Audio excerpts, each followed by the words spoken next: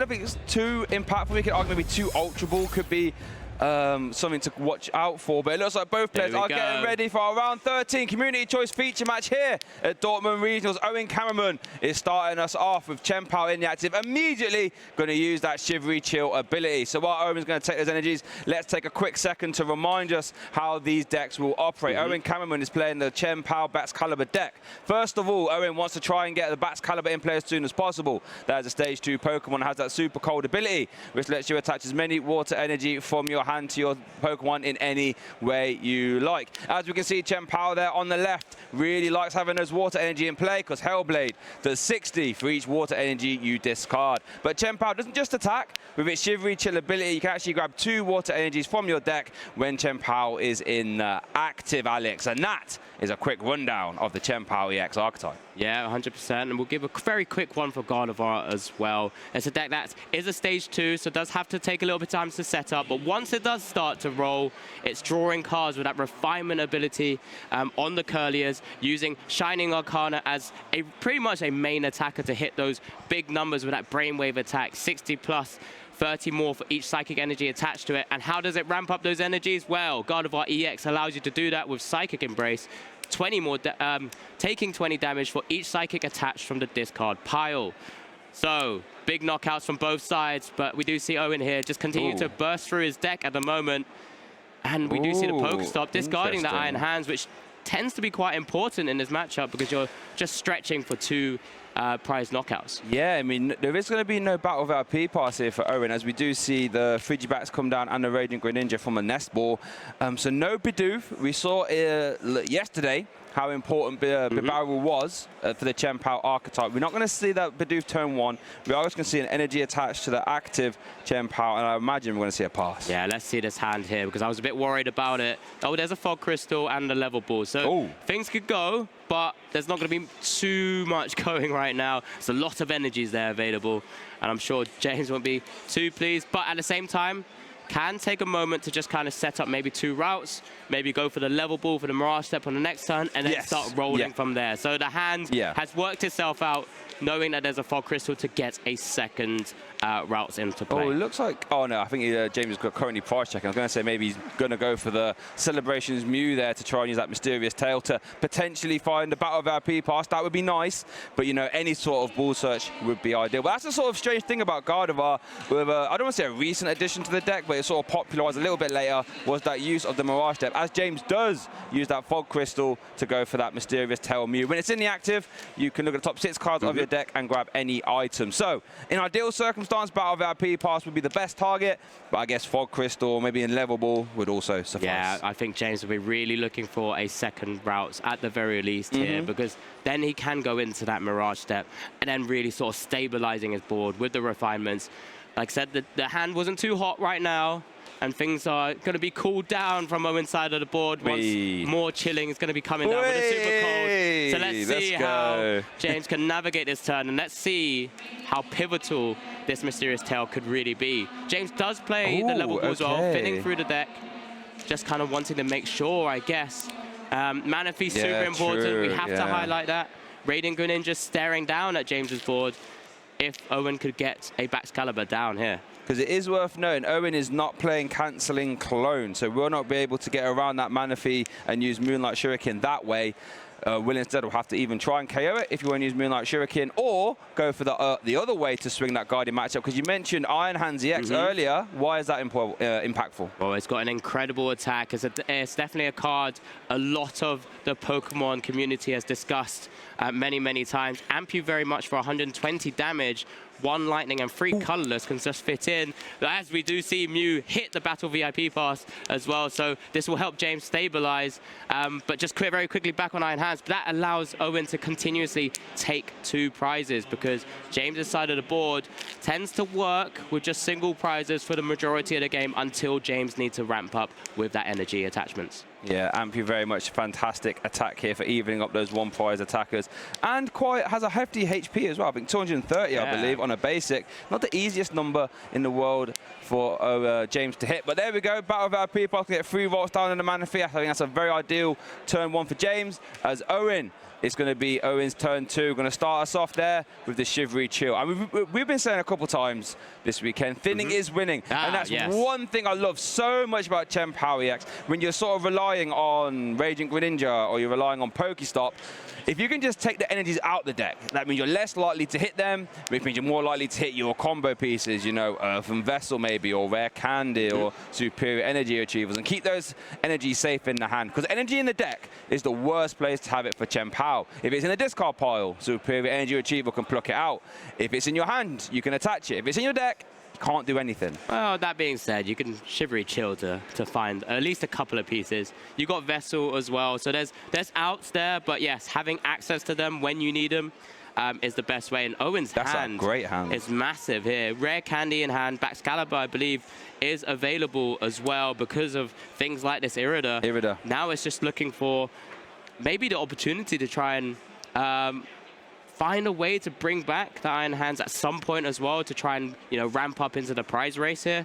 But as he does just double check, doesn't want to ever lose a Baxcalibur, of course, or a Frigibax. So will target that down, considers the Bidoof as well, because the rest of the hand's super good here from Owen's side of the board.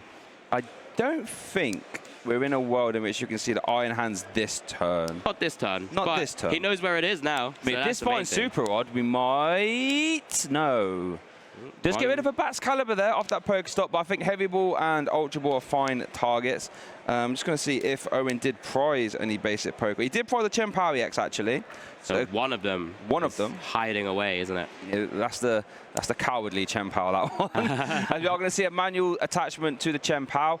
Are we going to see a Hellblade here, potentially? Yeah, maybe not even gonna... Doesn't need to stretch too far here and sort of waste resources. That's the kind of main thing now. Once you get to the point of stabilizing your board with Baxcalibur, you know, you have to stabilize with your resource management as well. Knowing that maybe James can retaliate where possible, and then just trying to figure out what's the best way to take these prizes. Mew with very little HP, one Hellblade, one knockout. Yep. And actually, Owen put the Baxcalibur in play so fast, I actually missed him Rare Candy and putting it down.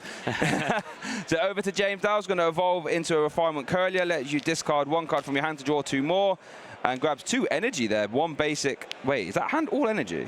It is. I did say this at the very start. No, I think the whole hand is energy though. Oh, Pokestop. Oh dear. Oh dear me. This is why I was a bit worried about utilizing that level ball. Maybe sometimes, but he did draw into something like the Curlier and the Battle VIP pass. It's just one of those things here where it's a real struggle for James. Be a teleportation burst, or not even that. It's just an attachment to the bench. Curlier maybe. Wow. Yeah, well, to be fair, there's not a lot of options you can do when your whole hand is just energy cards. Just a Psychic Energy attachment, committed, well, wants to commit to that Curlier, but goes for the reversal, puts a target on his head. Of course, with Owen's side of the board, it's just the cross switches that allow him to be able to maneuver Pokemon into the active spot. This could be a fantastic turn for Owen to try and do an Ampy very much, and I think it's actually possible because we've got enough energy in the discard pile to where Superior Energy Retrieval is live. I think we have double cross switches in hand as well, and I see a Super Odd.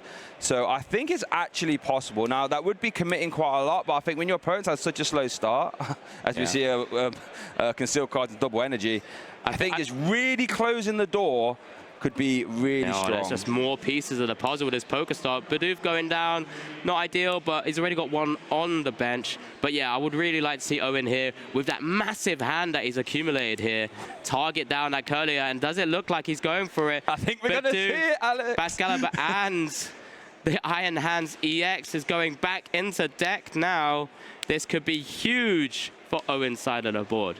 Yeah, so we see the Super Odd being played first, shuffling in the Iron Hands, the Bidoof, and then the Baxcalibur. It has more than enough cards. I think sometimes with Chien Pao, the hardest thing is actually having enough cards to discard. Yeah, there's the Ultra Ball. There's the Ultra Ball. That's going to find the Iron Hands EX, Alex. Yeah, things are really... I was going to say heating up, but that doesn't happen in this deck. I'd say things are getting electrifying, maybe. Well, here we go. I love it. Very good. What's wrong with that? Production staff don't like that one.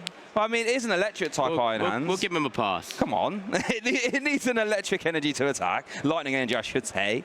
Yeah, so everything working in Owen's favor right now. James not drawing too hot. Owen hitting all the pieces he needs for the time being. And it does look like he's eyeing up that Ampy very much because it has been an Ultra Ball target. He's just double-checking his resources and how he's going to play out the hand. Of course, Superior Energy Retrieval having to also discard 2 cards from the hand. Irida now pulling out. Needed to have the second cross switcher to have the full maximum combo. But I also do apologize. Owen is playing the 3 copies of Chien Pao. It's the full art that we have in the active spot and 2 half art. So just quickly missed that. And then as we do see a second one being Ultra Balled away. Here we go, for the Barrel, protecting himself from any Iono shenanigans as well, which typically comes down from Gardevoir players, because once Gardevoir goes behind a little, it's starting to just trying to impact your opponent's hand and disrupt from that perspective. Just a fantastic, all systems are go here. We're going to see the cross switcher into that Curlier that has the reversal energy attached. Iron Hand ZX is going to hit the active. We're now going to see, I would imagine, a superior energy retrieval, letting you discard 2 cards from your hand to get back any 4 basic energy from your discard. And that's going to work out fantastically since there are 3 water energy and 1 lightning, meaning you can turn attach the lightning for turn Alex, and then you can super cold the other 3 water for an amp you very much. Yeah, there we go. And I think this is not much going on with James's hand. This top deck could be super important. Once amp you very much has been announced here. 120 damage, remember. Plenty to KO a single prize Curlier. And there you go, 2 prizes, another cross switcher taken from prizes here. Top deck from James. I wonder if James will continue. It's a boss. It's just a boss, and that's not much going on. Poker stop here. Just removing the ad. And there's the concession. James makes the right decision here, giving himself plenty of time because only 12 minutes have gone so far, and he was just falling a little bit too far behind here. Owen does take game 1 of our round 13 feature match. If you just joined us, Owen showcasing just how strong Chien Pao is up against James Cox's Gardevoir. Yeah, I mean, the Ampy very much, if it can come out early, it just puts so much pressure on the Gardevoir because it's like you have to immediately deal with it. You haven't got that many Pokemon that can just sit there and absorb the damage in the early game, so you have to immediately respond. And Gardevoir EX Miracle Force doesn't actually get there, so you have to have a reasonable setup, right? And I think by removing that reversal energy, really closed the door on that. So I think James was very smart there to just think, right, this is an unsalvageable position. I'm playing a deck that traditionally wins games in a slightly slower fashion, so let's give myself as much time as possible to win a game 2 and hopefully a game 3. Yeah, I think you raise a really good point. With Iron Hands being such a big, tanky Pokemon as well, 230 HP, it's actually quite a bit of a stretch to actually get a Retaliate KO. So if Owen is able to get an early knockout with Iron Hands, it does put a lot of pressure on the Gardevoir player, in James's perspective here, to be able to find the right pieces to combo and actually take the knockout. Otherwise, if Iron Hands swings once again for 4 prizes in total, just Iron Hands all the way through that Gardevoir deck, the writing becomes very quickly on the wall. Yeah, the writing appears on the wall real quick, and it looks like both players are going to get their prize cards distributed now. So let's see if we can have a little gander at them. And let's have a look. James, nothing too impactful there. And Owen, I don't think anything really. I guess that lightning energy could be his vital. Only lightning energy. Yeah, that could be super important there. James leading the Zacian V is probably not ideal either, because you want to be utilizing that for sort of big KOs when you need it. As we do see, just James playing that level ball. So one thing that I wanted to draw attention to in the last game, but never really got the chance to, is that James is still playing, I say still playing, or is playing, the 1 copy of Screamtail and the Avery. 2 copies of Avery, I should say. Avery's really interesting in Chien Pao, because Avery, if your opponent has more than 3 bench Pokemon, they have to discard till they have 3, and then you get to draw 3 cards as well. But when using combination with Screamtail, I mean, Screamtail can actually one-shot a Bat's Caliber on the bench, and it really can force Chien Pao to make some costly discards. Like, do you give up your Raging Greninja, who could be used from a Shuriken? Do you give up your Barrel? And then the Screamtail can just remove whatever you do keep. So that could be an interesting wrinkle. If the game develops, as we do to the Screamtail there, something to watch out for. Yeah, definitely. I think that's really good analysis there, Shay, because it's something that we'll keep an eye on, whether James is able to pull something like that off. Sometimes it just requires the cards to fall in the right order, of course, but when you're drawing as many cards as you are from James's perspective, it just tends to happen. Just that level ball to double-check what's being prized from James's side, and then a Rorder Sword to they've benched routes. Just sort of, it's not too bad right now. Owen doesn't have a way to really start chipping away with damage from the deck. Does require to get that back Excalibur, or so Frigibacks down first into that back Excalibur, and before Owen can start swinging away. So James does have a little bit of reprieve for the time being, but Owen will be looking to try and set up that board just that little bit better. Also doing his own counts of the prizes. And I think it's worth noting, since Owen has prized his 1 copy of Lightning Energy, and it is at the top, traditionally players take their prizes top to bottom and on stream, that's going to change his approach to this game. I think Moonlight Shuriken is going to be much more of an attractive attack now. So another little mini game I want us viewers to watch out for is how quickly can James find that Mana Fee? Because if you're having to level ball next turn to do a Mirage Gate, Mirage Step, I should say, not Mirage Gate. It's a completely different deck. That might not leave as much bench spot open for Mana Fee. So another little interesting wrinkle to the wrinkle. Yeah, there's a lot of different unique cards being played, of course. James's board just playing a little bit more teched out. As you already mentioned, the Zacian Fee, the Screamtail, the Professor's Churro, Scenario as well. Another way to kind of maneuver his board when he needs to. And, Owen's here right now playing that Greninja, playing that Battle VIP Pass, all the cards James would have wanted to have seen early on. But it's on Owen here to really force the issue, as we do see a Frigibax and a Bidoof come down right now. And a second Battle VIP Pass for a second Frigibax and a second Bidoof. That's really just kind of setting out the tone of this game right now. I tell you what, I find it interesting. Even though Owen Cameron is playing the Shivery Chill deck, he is drawing absolute fire here in our Game 2 Round 13 feature match, as he's currently got 2 Battle VIP Pass, got in 2 Bidoof and 2 Frigibacks as well. It's actually a fantastic defense to the Screamtail actually as well, if you have 2 copies of your Bidoof, or Bibarel I should say, and Baxcalibur, meaning you can't, James can't just remove them instantly. Yeah, what's really cool as well, the Bidoof does have carefree countenance. Another way to just prevent that damage on itself, because if James was able to maybe establish his board and it's just a Bidoof there that didn't have that ability, it could be sniped quite simply. But we do just pass it back over to James. This looks like a refinement evolution here. Hands again, I'm not seeing too much going on, but there's a refinement of the Lost Vacuum. Countercatcher Energy, not the strongest here. Is there another option at all? Another supporter? Really interesting, since we saw the refinement. But had no way to actually get the Mirage Step earlier, so was forced to go for refinement. Hasn't drawn anything terribly impactful here. James Cox, I'm not sure really what else there is to do. It's going to be attached to the active and a Roar of the Sword, I think. I mean, the hand doesn't support anything. I mean, there is a Shining Arcana Gardevoir for next turn and a Reversal Energy, but so that might, you might have to attach that Psychic to the bench and just, pray to Arceus that Curlier survives. It's another Roar to Sword, another slow hand from James here. We've always kind of mentioned with a lot of these Stage 2 type decks, they need to just maneuver a couple of first turns to kind of stabilize their board. But with Owen right now trying to apply as much pressure as possible, there's multiple ways to take out this Curlier. Yeah, there is. So I think the mini game now for Owen, I think Moonlight Shuriken would be fantastic. You could obviously just cross switch her as well. Moonlight Shuriken would put damage into the Zacian and the Curlier.